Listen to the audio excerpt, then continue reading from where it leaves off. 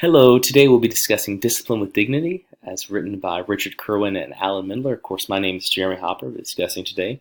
We will go ahead and dive right in with a little bio of the first author, Richard Kerwin. Richard was born on May 25th, 1944 in Cambridge, Massachusetts. He received his Bachelor of Arts in English at the University of Massachusetts Amherst. Following that, he went to his Master's in Education at a Boston State College. Then, after that completion, he went to the University of Massachusetts in Amherst again, where he received his Doctorate of Education. Known throughout his career, Mr. Kerwin was noted as an expert in school discipline. In particular, he began by teaching 7th grade boys and spent a specific emphasis on mentally disturbed students as well. So going into this discussion, we've already can see that Mr. Kerwin brings a wonderful, rather Dr. Kerwin brings a wonderful emphasis that's a little bit different than other authors within the field of education. Our second author mentioned for this construct would be Alan Mindler. He was born on October 21st, 1949 in Rochester, New York. He currently has a PhD in education, to which he received from Union Institute in 1980. Over the last 25 years or so, he's constantly been developing a Discipline with Dignity classroom management methodology for both regular and special classrooms, not just the classrooms that have subtle or slight behavior issues, but also including those who might have issues with violence within the classroom and those special classrooms, if you will. Another emphasis I should recommend for Mindler's background is he has emphasis on developing effective frameworks and strategies for educators to manage behavior in classrooms. So he really orchestrates well certain strategies and frameworks to help with those cases, especially those dealing with violence. And I briefly mentioned, and very similar to Kerwin, those who happen to have mentally disturbed students within them. He is an expert at helping youth professionals, teachers, administrators, and parents to help difficult youth succeed. So he's done wonderful things regarding the youth. The overall central focus of Discipline with Dignity, in my own words, was to help all students have a better opportunity for success in school throughout procedures that establish a sense of dignity and hope. It's truly a beautiful mission to which they've encountered with this construct of Discipline with Dignity. And within that focus, just a couple things I'd like to expound upon, if I may. The idea that no student should fail school or fail a grade, fail class, simply due to misbehavior and the way that they were acting. A focus within this is that they want to give a better opportunity for success by reclaiming those students destined to fail. They want to find long-term solutions to problems of misbehavior, even those including violence, that no student should fall through the cracks. As well, they must, a central focus to go along with this is that working productively with the difficult to manage students is on the forefront of their focus, to ensure that all students have an equal opportunity to receive a wonderful education and be guided by the instructor with a sense of dignity and hope. Within Discipline with Dignity, there happens to be 5 separate principles that really kind of guide this construct, if you will. The first being that simply discipline is a very important part of teaching. And as most educators know, that is it's necessary, but truly it is a very imperative part of teaching. Students with dealing with student behavior is something that all teachers, regardless of there being a new teacher or a veteran teacher, experience with, and at times on a daily basis. But the way specifically that the teachers deal with these problems can have a large impact on the students themselves. So from the slightest nuances of addressing a student, whether it be in front of the class or privately through signals and things of that nature, how a teacher really interacts with the student who is causing an issue or in the middle of this misbehavior will greatly impact that student's future. The second principle found within the discipline with dignity is short-term solutions simply are rarely effective. If one is wanting to change behavior, to teach behavior within students, they cannot certainly expect a simple phone call to a mom or a written note or things of that nature to simply work, and not certainly for the long term. Behavior is something that must constantly be instructed upon and must be clarified as time goes on. Not something that can certainly be fixed within a month, a quarter, or even let alone a class period. The third principle found within discipline with dignity is that students must always be treated with dignity. Dignity is a basic need that is just simply essential for healthy life. Its importance really cannot be overstated. To treat students with dignity is to respect them as individuals. We have to offer those students the same rights as we as educators would like as well.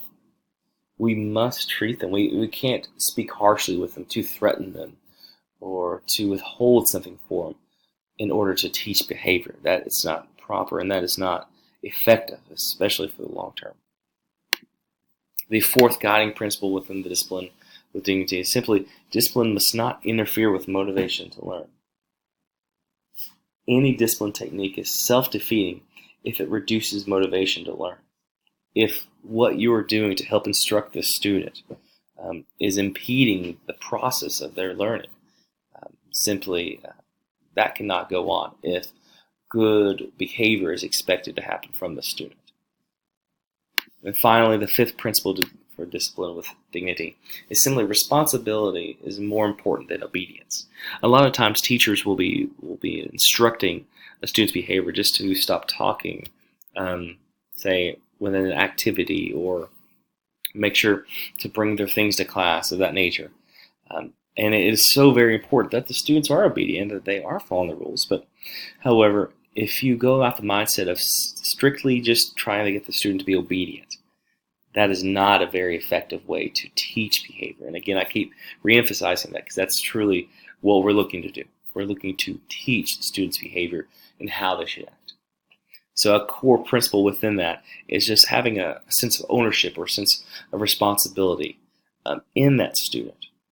So that it's not merely that I'm just simply following the rules, but I am responsible for my grades. I am responsible for my homework, for my bell work, whatever the case may be. We're looking to instill that responsibility within the student, and that is the fifth main principle within discipline with dignity. It's truly a good one. Okay, moving right along to utilizing discipline with dignity. I've already kind of mentioned a couple of different scenarios, if you will, and different cases in which we use those principles with the classroom. But now let's move ahead to truly implementing these techniques within the classroom and even within the school building. There is a 4-phase plan for schools and educators to utilize discipline with dignity. First would be to identify the core values that the school wishes to emphasize. This can be just to give an example, a place where we solve our problems peacefully, or a place where we protect, look out for each other rather, or that we're responsible for what we do, a little basic self-efficacy. Whatever value to which a school or core value rather the school would like to emphasize. Begin with that. Understand what that is for the way that, however, your school looks. Second, create rules and consequences based on the core values identified. So taking the leap from knowing and understanding what the core values are, what is the outcome of what you would like, what the school would like our students to represent, and then create rules and consequences based on those. So say if a school is a place where we protect and look out for one another rather than hurt or attack one another, say that is the value for the school. Well, the rule simply would be no put-downs allowed, no making fun of a student, no bullying a student. That would be a perfect rule to correspond and correlate with that as well. The third step that one could use to improvise and to utilize rather this discipline with dignity would be to model the values during interactions with students and staff. I am so sorry, not sure the exact statistic of where I found this, but I've heard that 95% of what teachers model, the students will not only recognize and notice, but they'll also try to emulate. So how a teacher and staff are interacting with their principals, or interacting with other teachers, interacting with students, the students will react to that, and they will certainly try to model that within their own conversations. Much is to be said about how many students look to be have acceptance within community, within the classroom. So if they see the teacher modeling good behavior and how things should be going, those rules are being followed, and those core values are being exemplified, the students will want to do the same, to feel accepted within the group. And lastly, to simply eliminate interventions that violate the core values. Teachers everywhere tend to rely on their past experiences when responding to student misbehavior. Their responses often take the form of threats or intimidation and using students as examples for others. But those exact responses tend to fail to be a model of those core values and those things you're trying to set. Threats, for example, destroy student comfort in the classroom. Attacking a student or even harassing a student by threatening them or using them as a negative example, that really separates them from the community, and that's not conducive for good behavior. If anything, that actually pushes them forward to maybe even a worse behavior, if you will. Finally, my opinion on the construct of discipline with dignity. I truly appreciated this assignment. I felt like I've grown quite a bit in my knowledge of this specific construct, but also some of the others to which I've read. I certainly will utilize more of the techniques of discipline with dignity in my class going forward, certainly.